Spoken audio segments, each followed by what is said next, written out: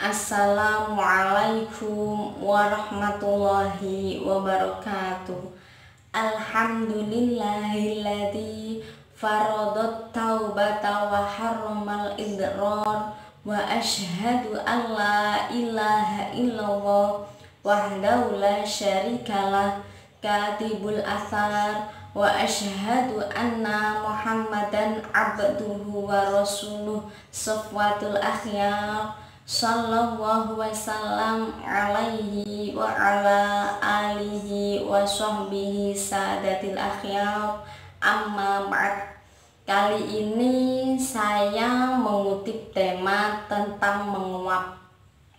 Menurut Kamus Besar Bahasa Indonesia, menguap adalah aktivitas mengangangkan mulut dengan menarik nafas dan mengeluarkannya secara cepat karena mengantuk. Aktivitas menguap ini seringkali di luar kontrol atau kendali dari otak kita dan seolah digerakkan oleh alam bawah sadar kita. Tapi tahukah kita bahwa sekitar 1500-an tahun yang lalu Nabi Muhammad Shallallahu Alaihi Wasallam pernah menginformasikan kepada para sahabat beliau perihal aktivitas menguap ini, seperti yang terekam dalam beberapa hadis sahih riwayat Bukhari, Muslim, Abu Dawud, Tirmidzi, dan lainnya oleh Nabi Shallallahu Alaihi Wasallam. Aktivitas menguap ini diidentikan dengan syaitan. Beliau Shallallahu Alaihi Wasallam bersabda, "At-tata'ubu minasyaiton, faman tata'aba falyaruddahu mastata'a." Artinya, menguap itu dari setan.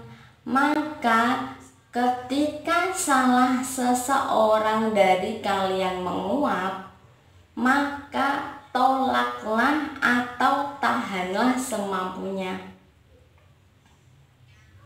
Karena identik dengan syaitan inilah, maka kemudian Nabi Shallallahu Alaihi Wasallam yang suci dan disucikan dan para wali-walinya tak pernah dijumpai sekalipun pernah menguap.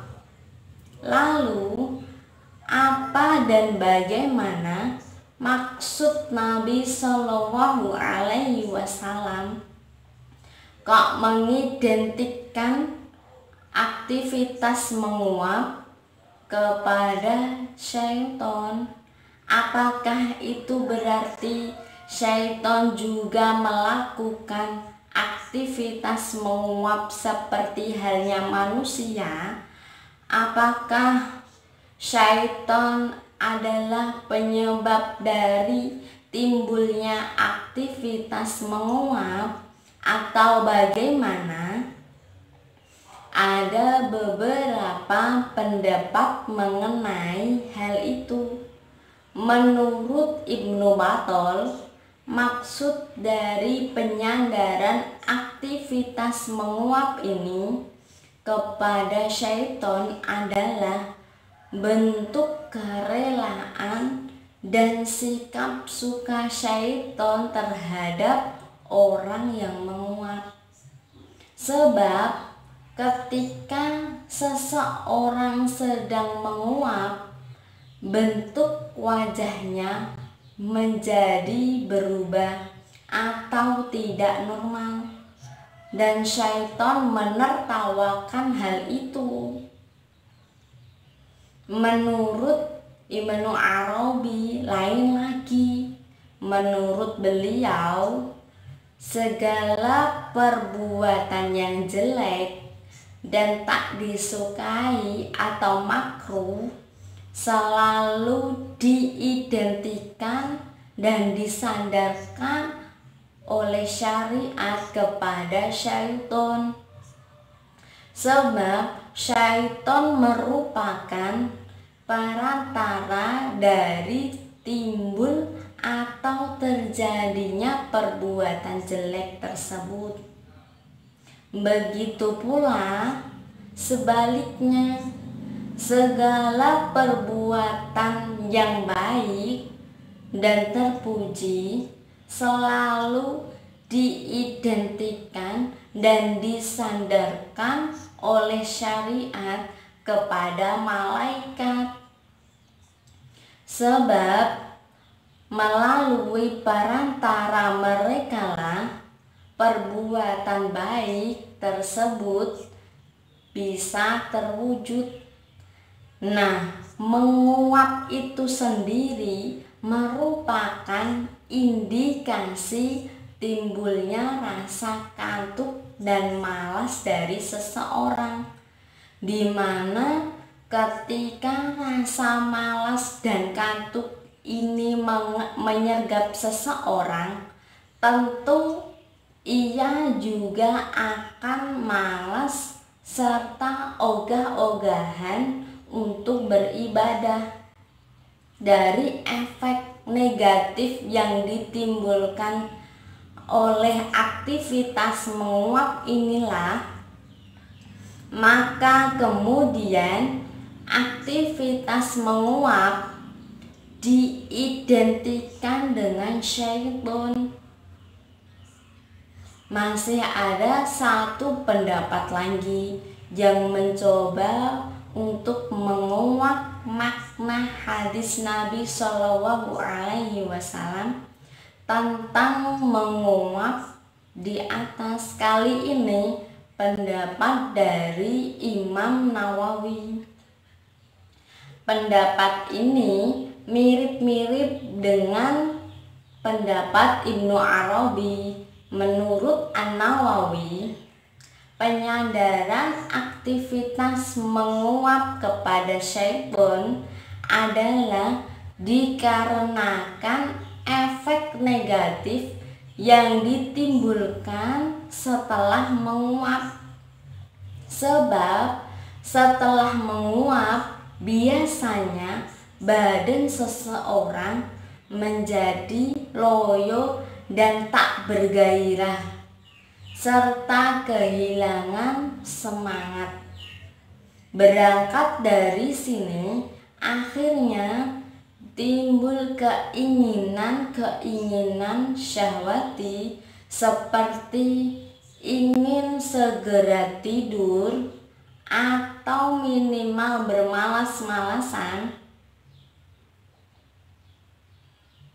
Menurut beliau, maksud dari penyadaran aktivitas menguap terhadap syaitan dalam konteks hadis tersebut adalah agar kita berhati-hati serta menghindarkan diri dari hal-hal yang menimbulkan atau menyebabkan datangnya menguap.